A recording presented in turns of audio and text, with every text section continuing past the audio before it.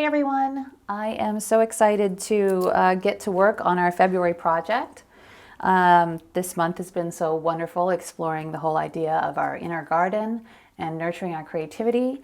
And I've been really enjoying the color palette with the soft pinks and greens and really connecting to nature in this sort of sacred way through our creativity. So I hope you guys have been enjoying that too. So I wanted to do a portrait with you guys because, you know, at my core, I'm a portrait artist. And I found this image on Unsplash and I just loved it so much. To me, it's really an embodiment of self-love and kind of, you know, her surrounded in these blooms. It just has this wonderful, like, she's the embodiment of nature and creativity, and you know, she's really in her garden. And I thought that was kind of cool. I did print it out in color and black and white. I often do that because it'll help me see my values better. So highly recommend doing that.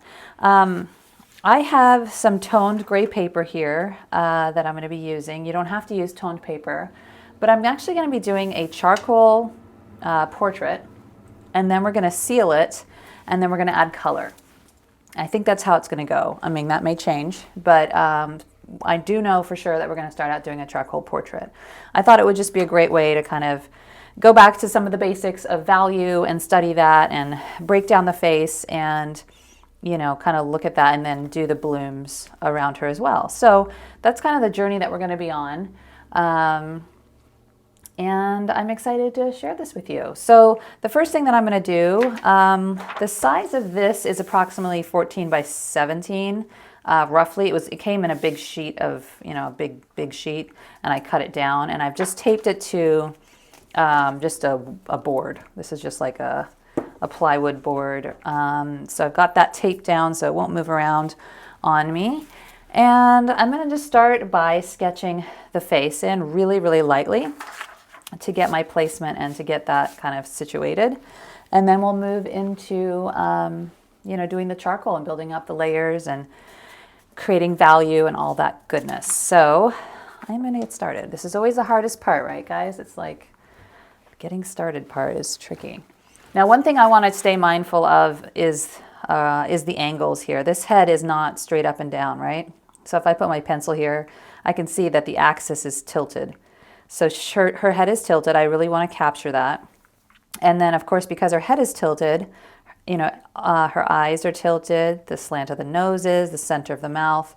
Everything's kind of on a little bit of a slant, a little bit of an angle. And I want to keep that in mind because it gives this sort of expression of leaning back and into these blooms. If I do her upright, which, you know, would also be acceptable, it's going to be a little bit more of a formal, kind of a stiffer pose. But I like there's kind of a languidness about her kind of expression and the way she's leaning into the flowers. That's really beautiful, and I want to capture that. So I'm going to stay I'm going to stay aware of that when I start to sketch. I'm going to put her over here, slightly off camera, but I'll bring her back in as we go. So the other thing that I want to stay mindful of is that in this composition, she's slightly over, like her head is not totally centered. So I also want to keep that in mind. So when I look up here, if this is my kind of my boundary here, I know I'm going to probably start the head like somewhere in here, you know, and have the head kind of in this section here.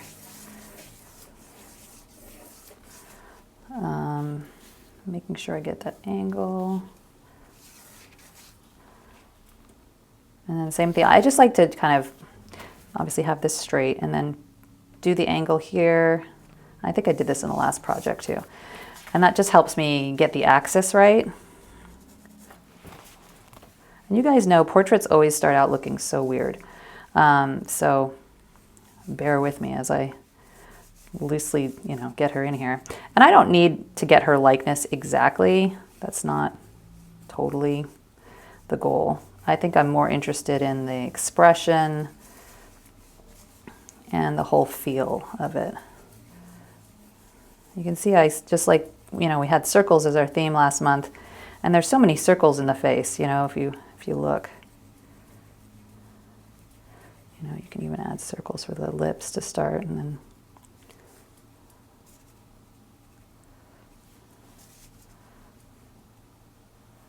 I'm going to be very interested in capturing her beautiful heavy lidded eyes. I really, really enjoy those. So that is going to be something I'll focus on for sure.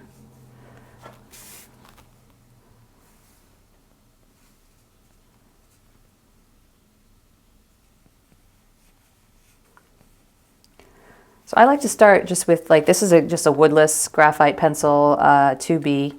You can use any light pencil. I'm using a very light touch, you know, so I'm not pressing hard at all. I'm just starting to get some of the angles in.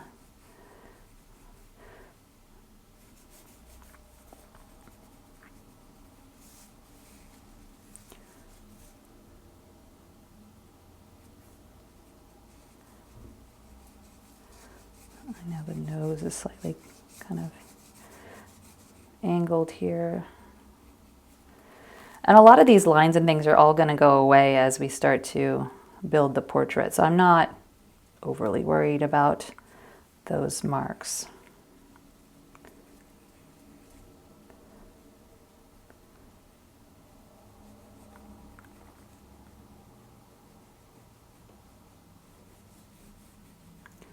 Her mouth is partially open, which is a little tricky, but I'm challenging myself to go for it.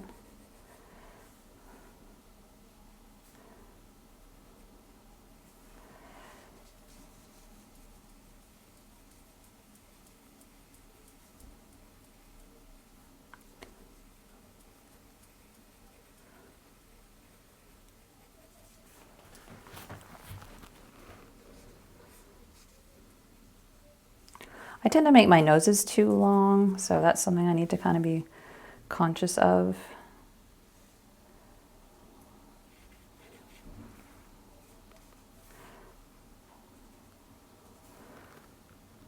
So I may have made her nose too long again. It's just what I tend to do, maybe. Trying to feel the distance between that tear duct and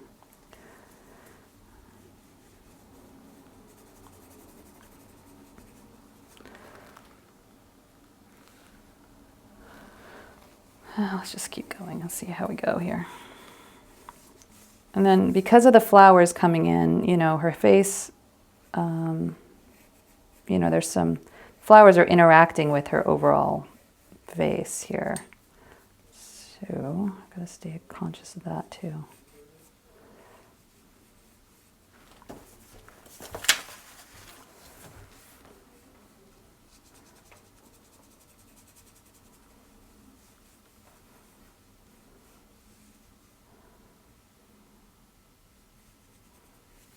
I'm going to redo the nose area.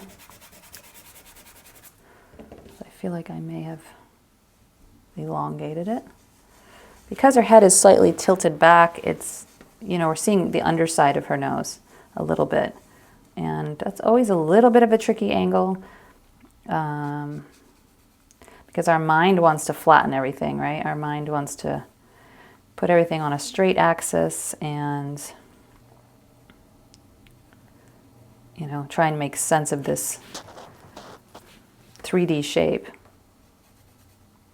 on a 2D surface.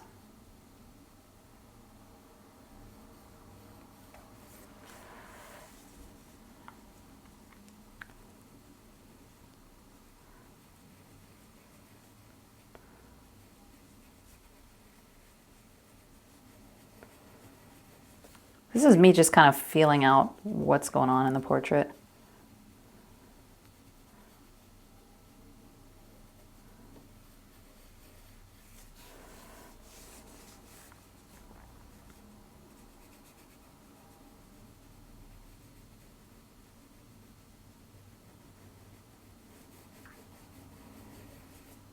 And you can see I'm staying really loose with my mark making. I'm not doing hard lines. I'm doing a lot of curvilinear lines, so You know, there's a lot of curves and beautiful sort of roundedness to her features. So if I keep my hand and my marks moving in that sort of way, I'm more likely to capture that essence in the drawing. And I'm really not going to take it too far because we're going to develop so much of it in the charcoal stages.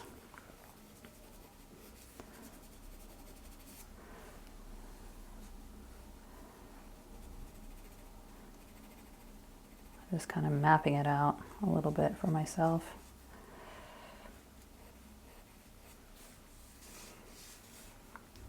And this flower comes like right up to her chin. I'm not going to worry too much about the details of the flowers right now.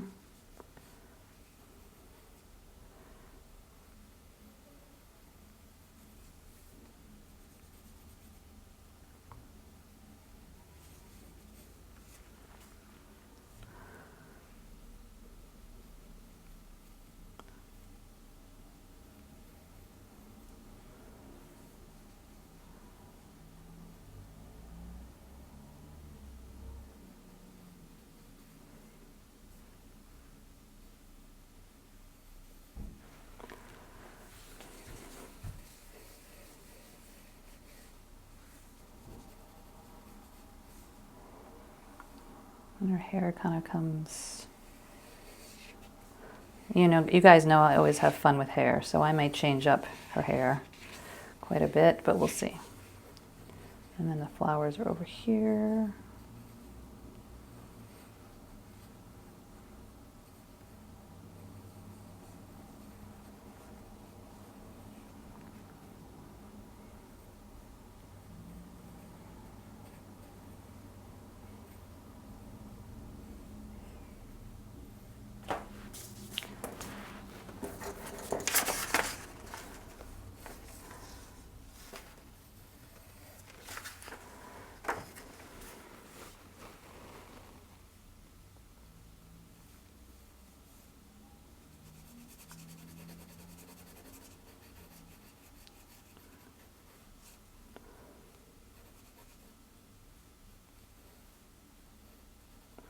You have to move this eye over a little bit.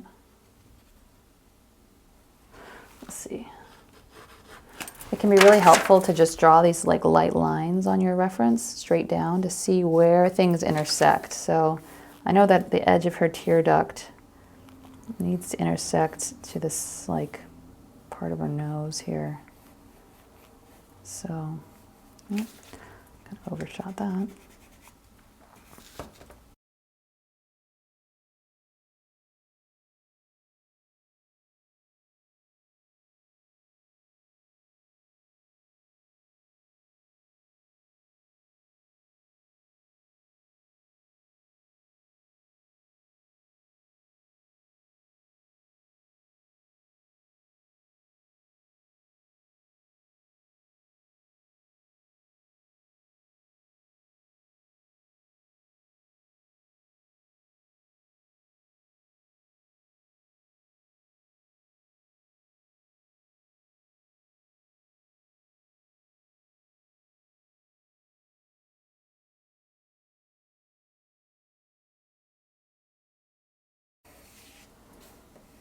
And I definitely want to have some room here to capture that darkness underneath her neck.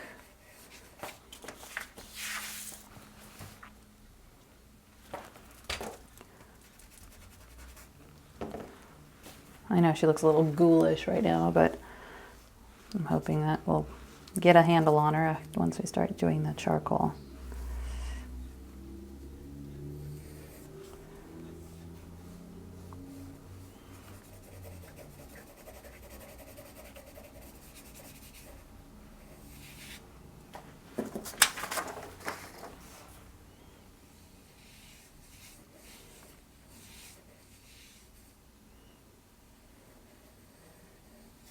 I'm just drawing really loosely the blooms around her.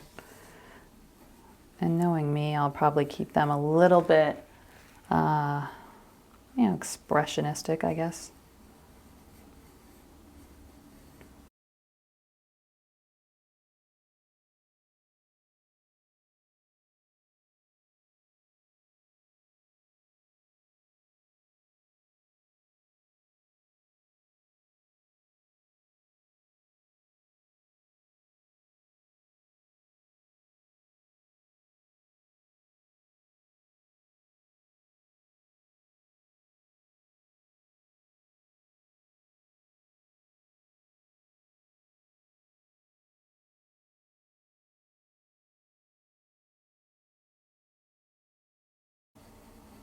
I'm kind of just doing a continuous line drawing of all these blooms instead of trying to drive myself insane and get each petal. It's just, this feels more natural to me. If you're someone that wants to really capture each shape, then go for it.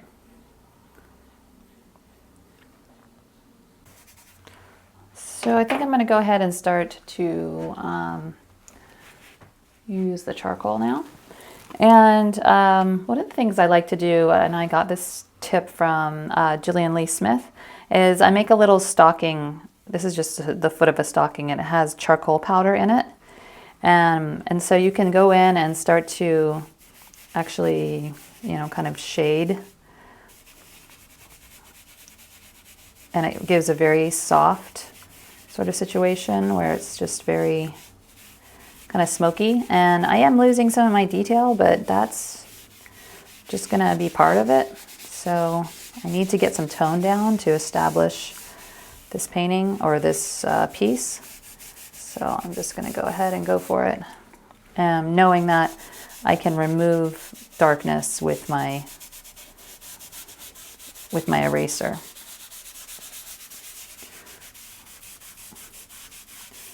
But this is when actually I think it gets more fun, because you start to work really with shadow and light and not so much line. And that's when you really start to get some nice form.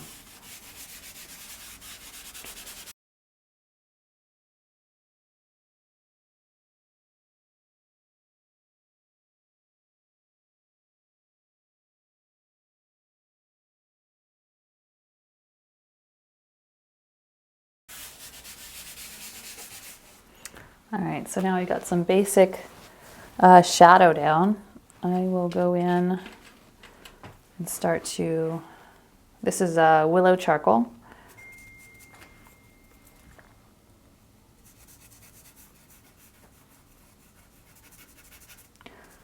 And hopefully you guys don't mind getting your fingers dirty, because this is a dirty sort of situation. It just is. When you use charcoal, it gets messy. I love it. And I use my fingers when I blend. I just always have.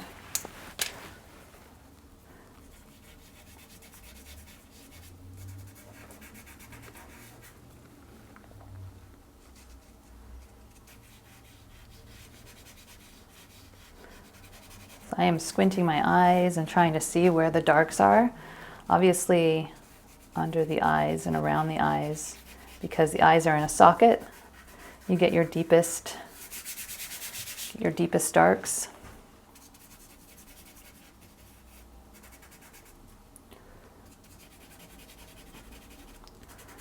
And again, this stage of the portrait is going to look really weird.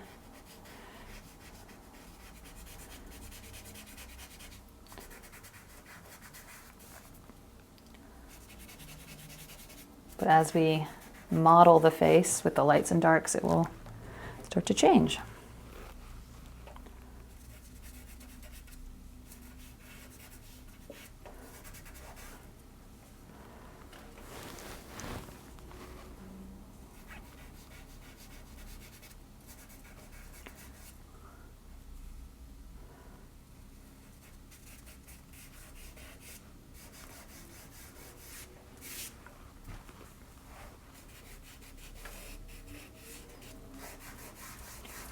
This is usually the part of a portrait, at least for me, where my inner critic really starts to come out to play and mess with me. I don't know if yours will, but you might hear yourself kind of getting nervous or feel yourself getting nervous. And that's just part of it. I think I'm gonna get my pencil. This is a 2B charcoal pencil, and just make sure that I'm plotting this out right.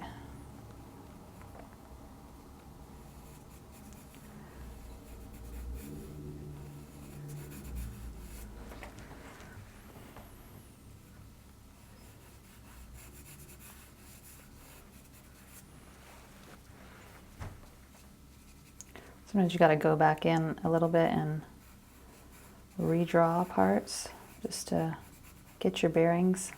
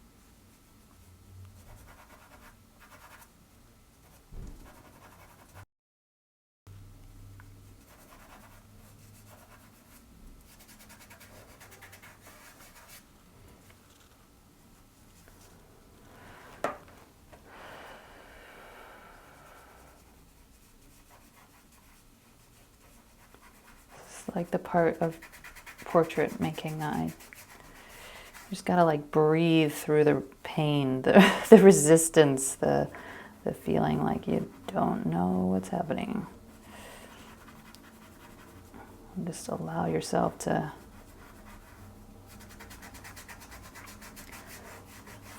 feel into it. And I know what I need to do here is start to work more, get my eraser and start to carve things out a little bit. But I'm just trying to get things placed.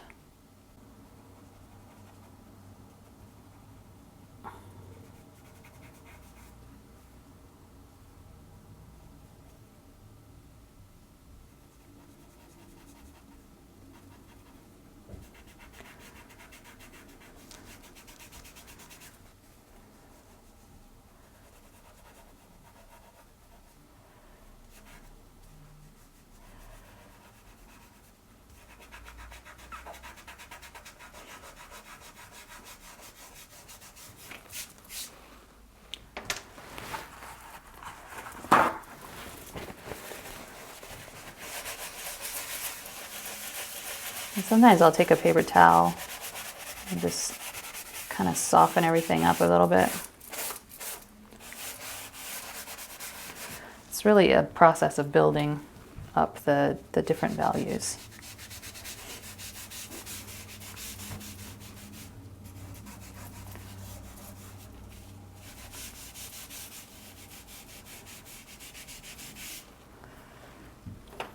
And then I can take my kneadable eraser and start to actually play with the light a little bit and pulling the light out. You know, down the bridge of the nose, on the cheek here where it's catching light.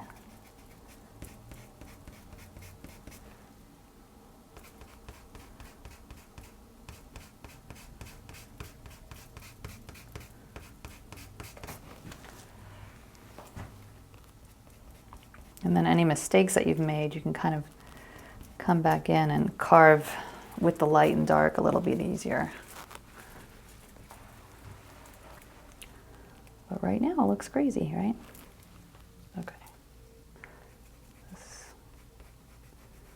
Getting that brow bone in helps me see what's going on with the eyebrows, with the forehead.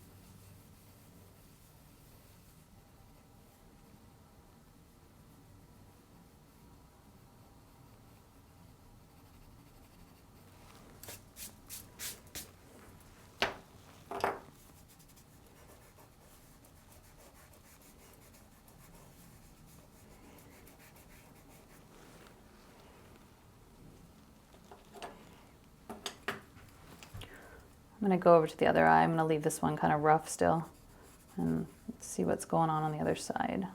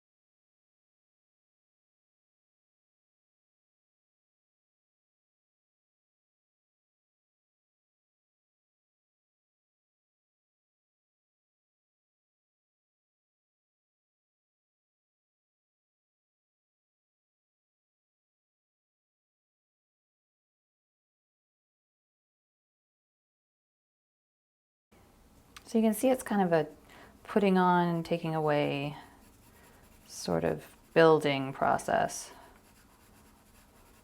You definitely don't get it all done in one pass, you know?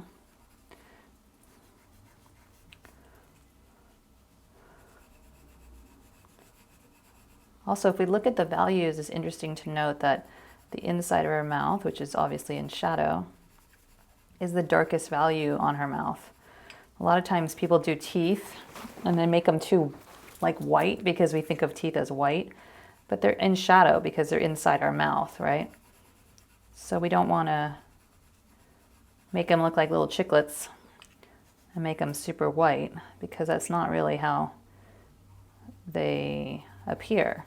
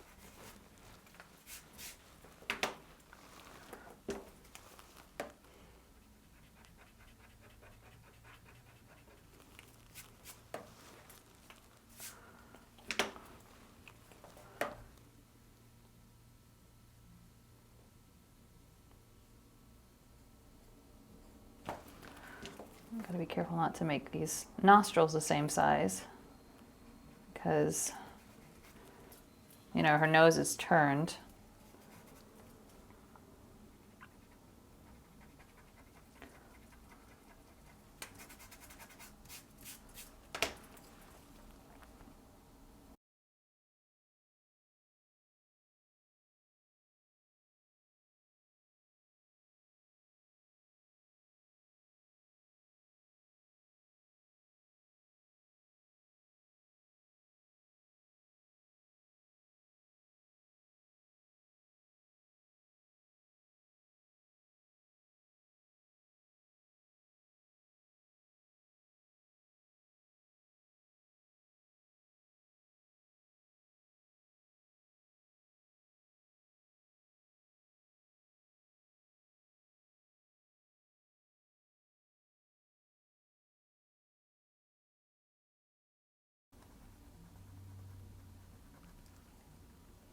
It's always fun to go in to the eyes and start to pull the lights out.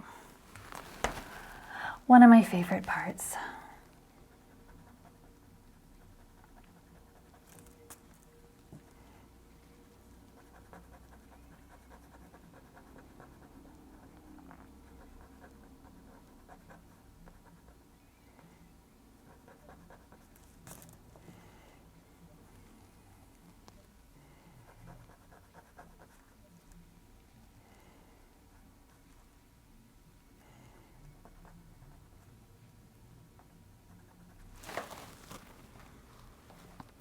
So you can see this eye is starting to take form slowly.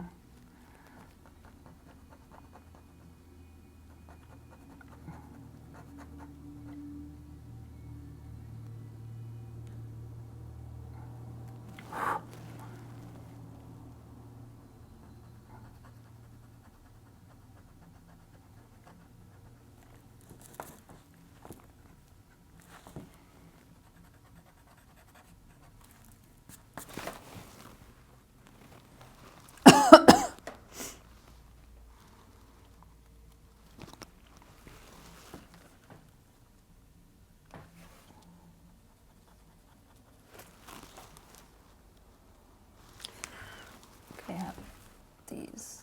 All right. This nose is gonna be the death of me.